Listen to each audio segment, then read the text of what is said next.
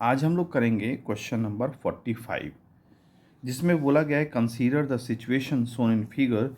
Initially the spring is unstretched when the system is released from the rest, assuming no friction in pulley, find the maximum elongation of the spring. ठीक है, तो यहाँ से हम 45 question number करेंगे, जिसमें एक पुली दे रखी है और उस पुली से अटैच मास है, जिसका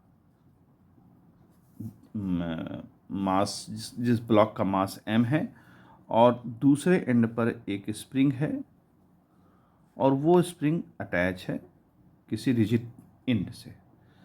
तो क्वेश्चन में बोला गया है कि अगर इसको हम मूव कराते हैं नीचे की तरफ, यानी इसको हम छोड़ देते हैं और मूव करने के लिए ये रेडी हो जाता है, तो जाहिर सी बात है कि ये मास नीचे आएगा mg फोर्स से, ग्रेविटेशनल फोर्स से, और ये स्प्रिंग ऊपर की तरफ जाएगी, और ये जब ऊपर जाएगी तो ये स्ट्रेच होगी।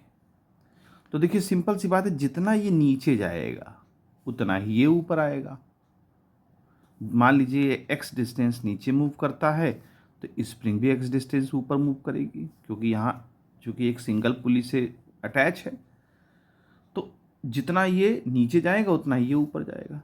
तो अगर ये नीचे जा रहा है तो इसके अंदर कितनी एनर्जी आएगी, तो इसके अंदर आएगी mg, और x डिस्टेंस ट्रेवल करेगा तो mg into x, force into distance, ये हो गया इसका एनर्जी या वर्क समझ सकते हैं आप, इज इक्वल टू, अभी तो इसके पास कोई एनर्जी नहीं थी, लेकिन जब इसको आप ये जब ऊपर जाएगा तो इसके अंदर एनर्जी आ जाएगी।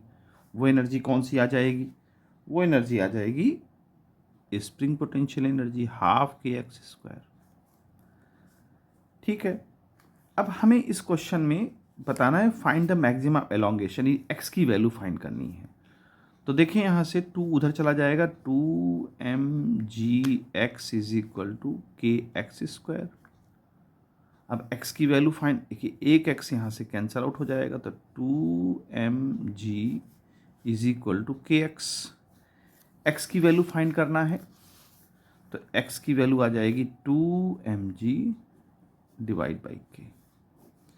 इतना एलोंगेशन स्प्रिंग में आएगा जब हम उस बॉडी को, यानी कि इस मास को नीचे जाने देंगे। तो इस तरह से इस क्वेश्चन को करते हैं।